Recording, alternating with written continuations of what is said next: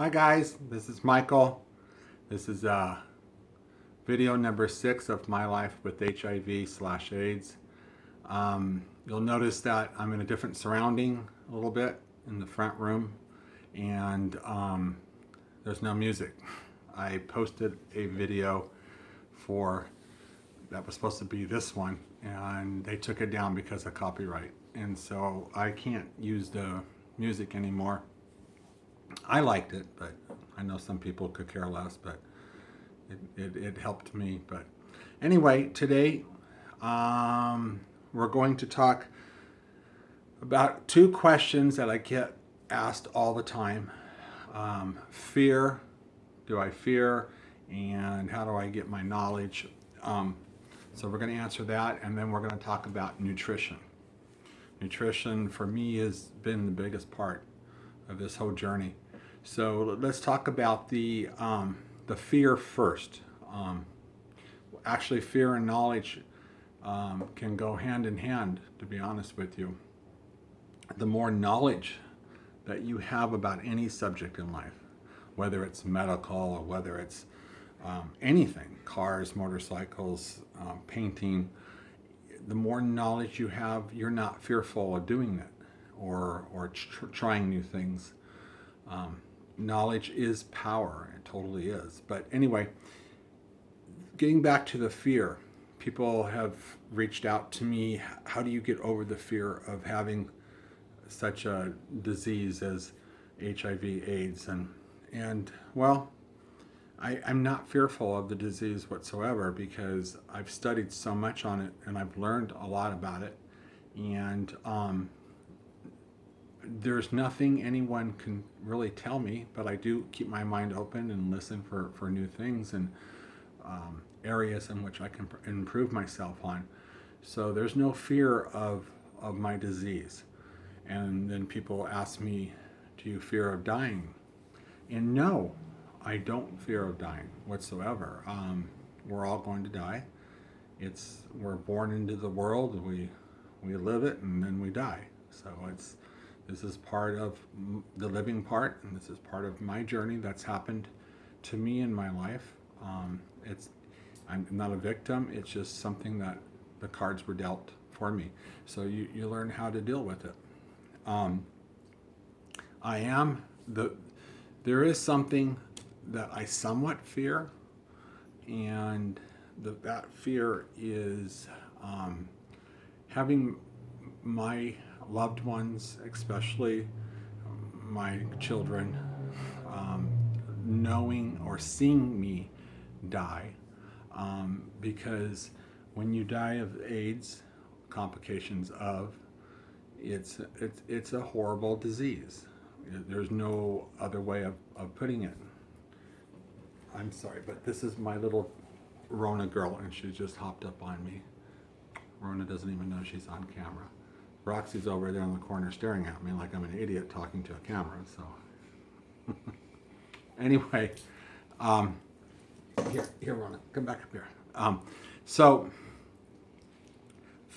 it's not that I'm trying to hide my kids from reality. It's just that I've got firsthand experience on watching 2 different AIDS patients die, and it's something that you try to protect your kids from is the nasty bits of life. You can't shelter them about life itself, but it's just a natural instinct that I have as a parent. That's all. And that's why I work so hard at my disease, and I work so hard. I do everything possible to stay alive, and I'm doing that quite well. Watching my 4 grandparents die of all bad things, basically they were all different types of diseases, of cancer, of my grandfather from my dad's side burned himself in the bathtub and died of burns. He didn't turn the cold water on when he got in the bath. My grandma died of lymph node cancer. It took her in 3 months, but that was back in the 70s. one grandmother died of Parkinson's, and my other grandfather died of complications of Alzheimer's.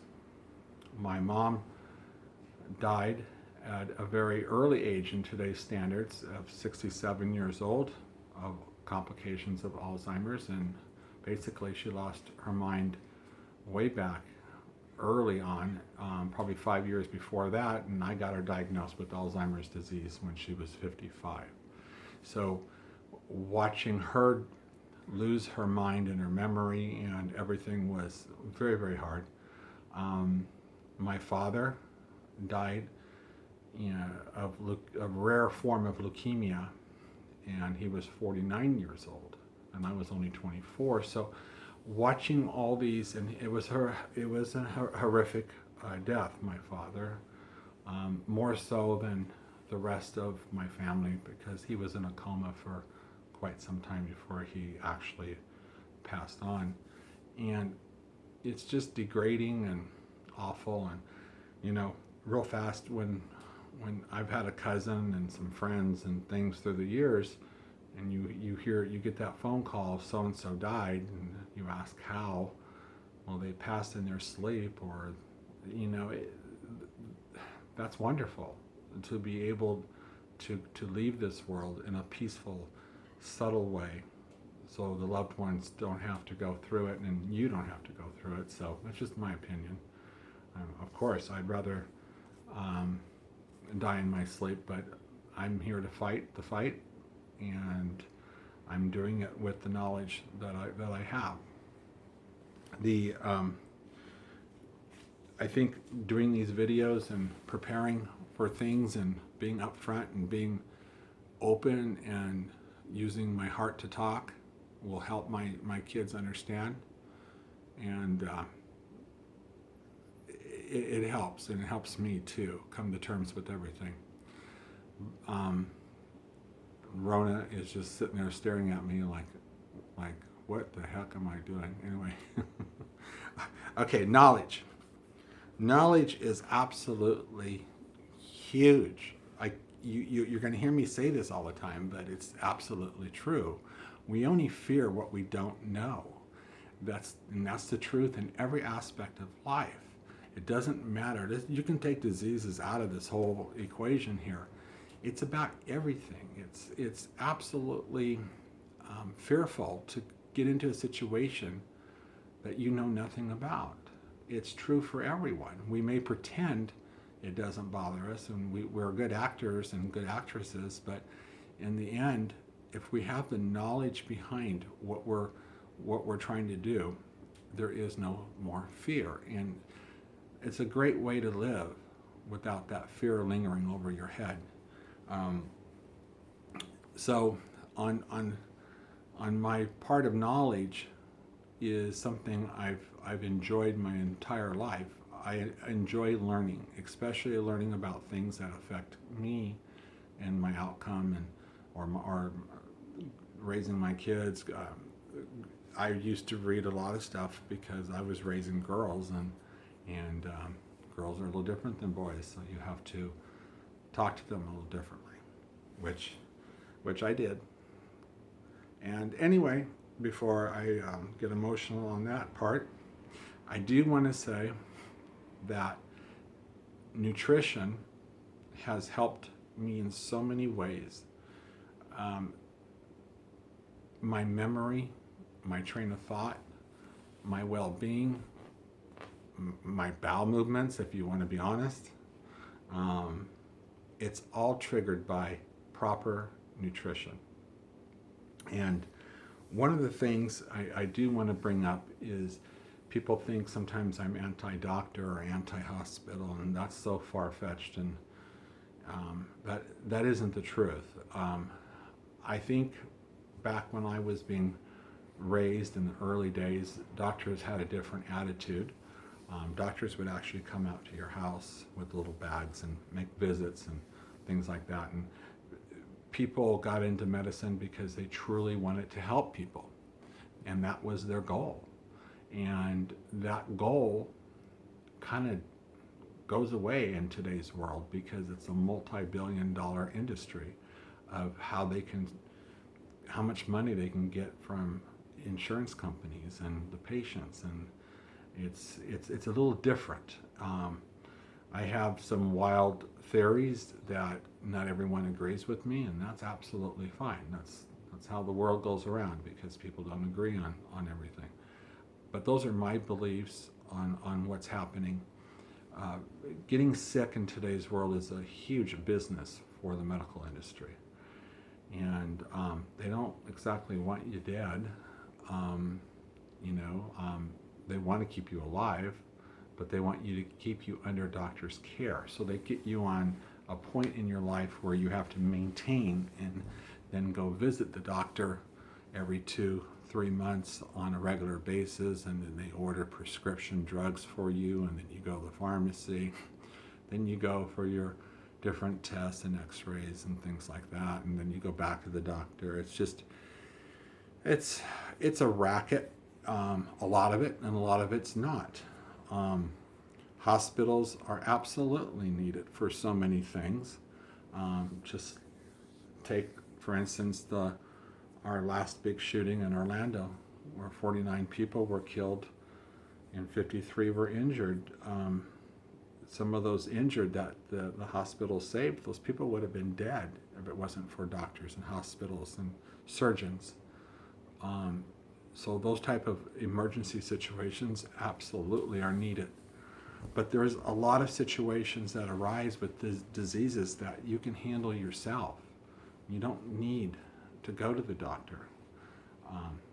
And I'm not saying not to. This is my views, my life, not yours. My only intention here is to keep your eyes open and keep your mind open and question the fuck out of everything. And sorry to be so blunt, but I'm not really sorry, because it's true. You have to question. When you go to a doctor for just a sore throat or a flu or something, and they put you on all these meds, seriously, chemicals, man-made chemicals, do more harm to you than the flu itself, okay? You need to read and question and ask and look at all the side effects. There's side effects for everything. Side effects, there's probably, for each pill, there's probably 15 to 20 side effects. Instead, research and find out a natural way of causing your sore throat with garlic cloves and raw honey, and swallow it, and things like that. And garlic cloves are good for blood pressure, and there's just so many things that the doctors won't tell you. So many things. I'm going to give you a little, for instance, here. About a year ago, my doctor, my HIV doctor, which I've had 2 so far, and I've had 4 neurologists and 1 neurosurgeon, and they actually don't know what to do with me anymore because I'm such a pain in their ass, and that's okay. Being a pain in their ass, I'm not doing it on purpose, but it's my life, not theirs, and it's my disease, not theirs, okay? They're there to treat the disease, per se, but it's also my body, and that's what everybody needs to be aware of. You need to take responsibility of everything you put in your mouth. So going back to my HIV doctor about a year ago, I walked in and he looked at me and he said, "Oh my gosh, Michael, you look so good. You look so good. You look healthy. You look fantastic. Your energy level, you're this and you're that." He said to me, "When you first started coming to me, you looked really bad. You were on your way out. You couldn't walk, you couldn't drive, you couldn't do this, you couldn't do that." I said, "I know." I said, I'm doing really, really good. And I said, "But do you want me to tell you how I'm doing this?" And he looked at me and he goes, No, I can't, I can't, no." And I said, and my sarcastic mouth goes off once in a while. I said, "Is that because you're regulated by the FDA?" And he just stared at me, and I said, "Look, I said, why can't I share my experience with my personal doctor on this disease? And he said, I don't want to know. I don't want to know. He goes, I don't want to know all the funny stuff that you're doing. And I said, it's not funny.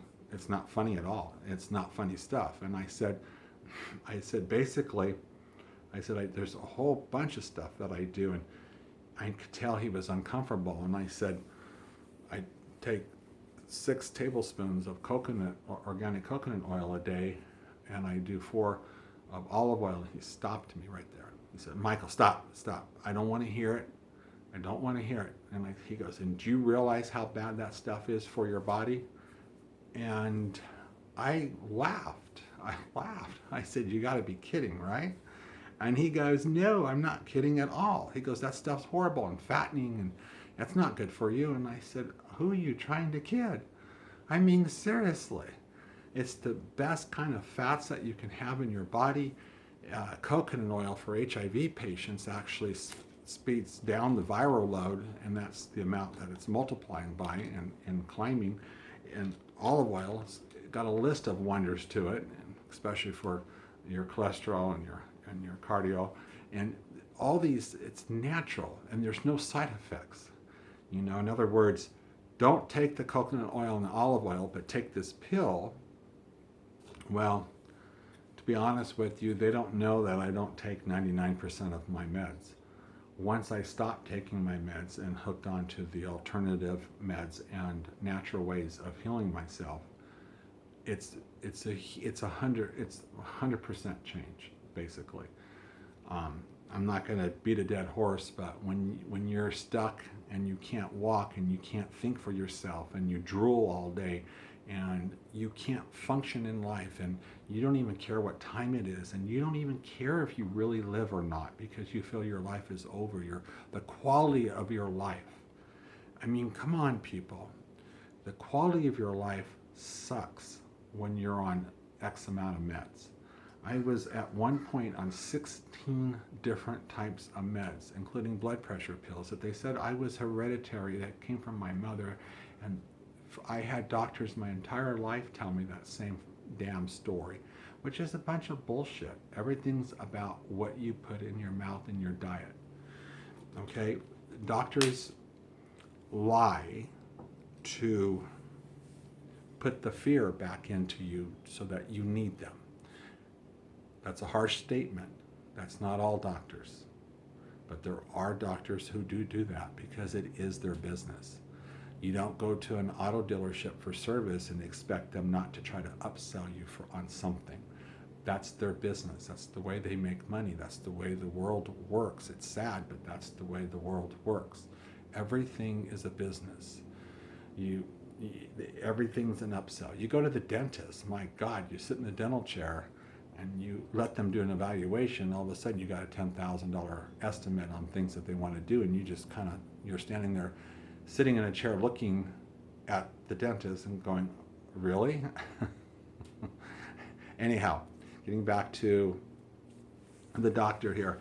So I'm going to repeat this. Just because the doctor walks in with a coat on, with a white coat on, with the stethoscope around his neck, with the pen sticking out of his top pocket here, and his glasses like this, doesn't mean he's God. It means he's smart, but it doesn't mean he's God, okay? You need to question everything you put in your mouth if you want to live a full, happy life and have your thoughts, because medications can ruin your thoughts. You get suicidal thoughts. You get all kinds of weirdness going on. You get sexual dysfunction things that happen on meds. There's all kinds of things that basically ruin your life.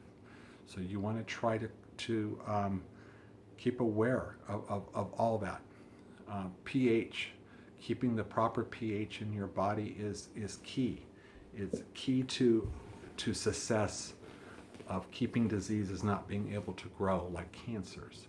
Your pH in your body should be between 7 and 7.5.